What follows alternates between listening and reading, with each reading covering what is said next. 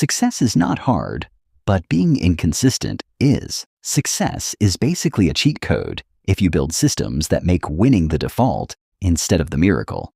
In this video, I'm giving you 5 system switches that make success automatic, even if you failed 25 previous times, even if your willpower leaks like an old water bottle.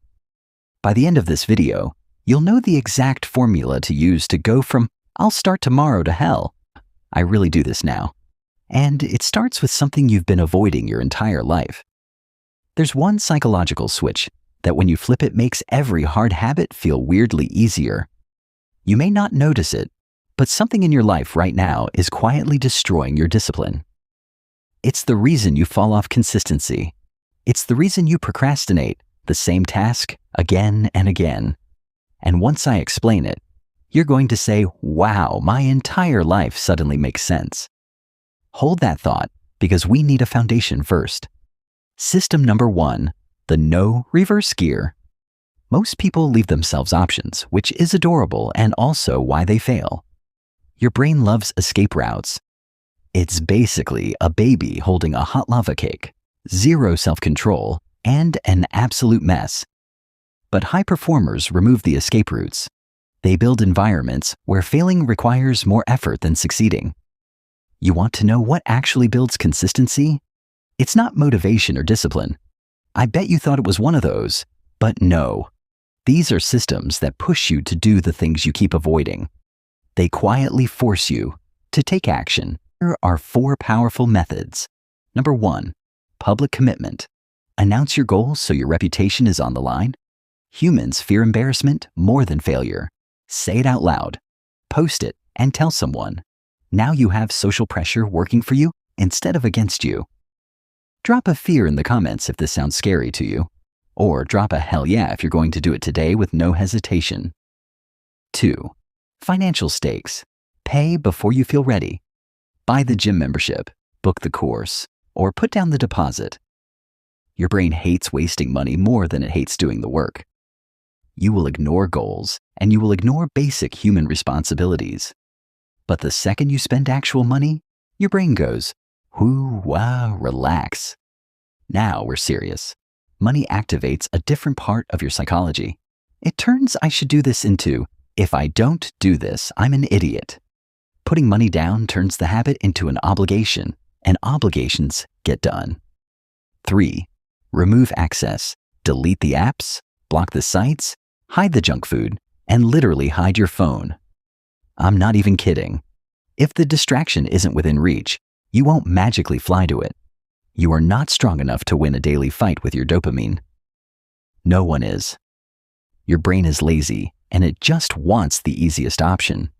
So, make the good habit the easy option and the bad habit.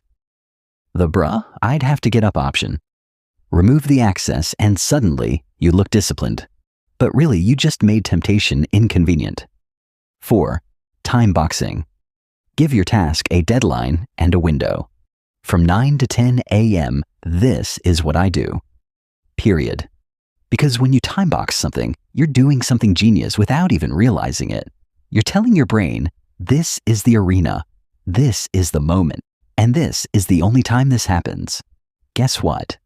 Your brain listens because it loves clear boundaries. When you limit the options, you unlock the action. The decision is already made, so your brain can't negotiate with you. This is how you stop relying on willpower and start relying on structure, which brings us right back to that strange psychological switch I teased earlier, the one that quietly controls your consistency more than motivation ever will. System number 2, the willpower truth. Here's the thing nobody wants to admit. Your willpower sucks. Mine does too. Everyone's does. Willpower is not a character trait. It's not a sign of moral strength. It's a biological resource, and it drains faster than your iPhone. Every decision you make, drain. Every temptation you resist, a drain. Every "should I do this?" or "should I scroll for 6 hours and ruin my life" moment, rain. By 8 p.m., your brain is a potato. This is the psychological switch. Success doesn't come from resisting temptation. Success comes from eliminating the need to resist. Read that again. High performers don't fight harder. They design their day so there's no internal fight at all. This is why routines matter, because routines turn hard things into automatic things.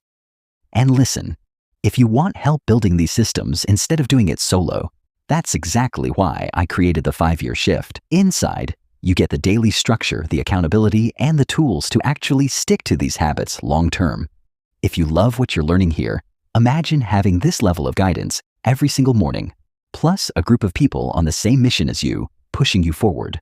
So, if you're serious about becoming consistent, disciplined, and locked in, I'd love to help you build these systems from the inside. The athlete example. Elite athletes don't rely on hype. They rely on rhythm.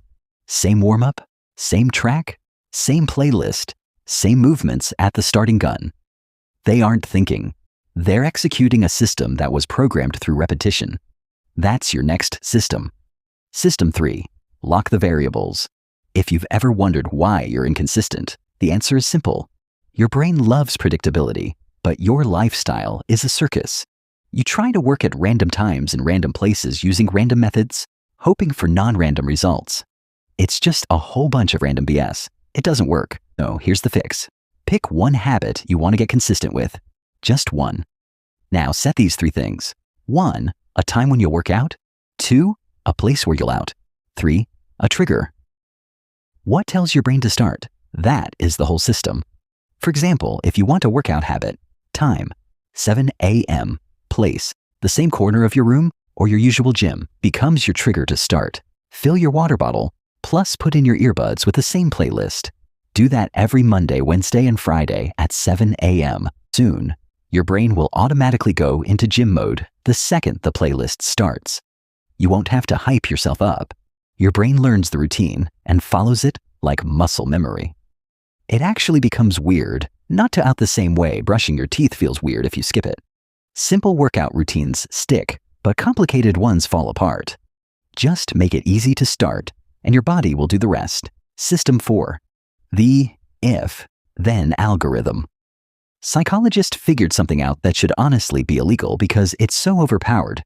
If-then plans beat motivation every time. Here's a good example. If it's Monday at 7 a.m., then I'm at the gym. If I finish lunch, then I walk for 15 minutes. If it's Sunday night, then I plan my week. This bypasses emotion completely. You stop bargaining with yourself and you stop doing mental negotiations. Instead, you run the algorithm. This doesn't just make habits consistent. It makes you unstoppable. But now we hit the next problem. System 5. Outsource your decisions. People hear checklists. They think kindergarten-level simplicity. But checklists have saved more lives than motivation ever has. Pilots use them. Surgeons use them. But why? Because your brain cannot make good decisions when it's overloaded. So instead of trying to do better, you let the system do the work. Here are the only 3 checklists you ever need. 1, your to-do list. This is the list of things that actually need to get done today. Not wishes, just pure execution. 2, the to-want list. This is the list for the new things you're building, the skills, projects, and opportunities that help you grow. It's not about today's tasks. It's about the future you're working toward. These are the things that stretch you, challenge you, and move your life forward. The to-be list answers one question. Who am I becoming through my daily systems? Do I want to be more disciplined, more focused, and more consistent? This is the identity compass. It reminds you who you're aiming to be, especially on the days when you're tired, unmotivated, or slipping back into old habits. Because your tasks keep you busy, but your identity is what keeps you moving forward. And even with systems, routines, and checklists, there's still one more level. The level where progress starts to feel natural, almost effortless. So, how do you reach the point where consistency feels natural and almost automatic? Let's close the loop. Final stage, become the system. This is the final evolution. Repetition creates identity. Your brain stops craving the reward and starts craving the ritual. This is how monks meditate for hours. This is why high performers seem built different. But they aren't built different. They are built step by step. Practice again and again creates a rhythm. That rhythm slowly builds your identity. And your identity shapes your behavior. Soon, it becomes automatic. You become the kind of person who works out, reads, plans, focuses, improves, and finishes what they start. Because now, that's just who you are.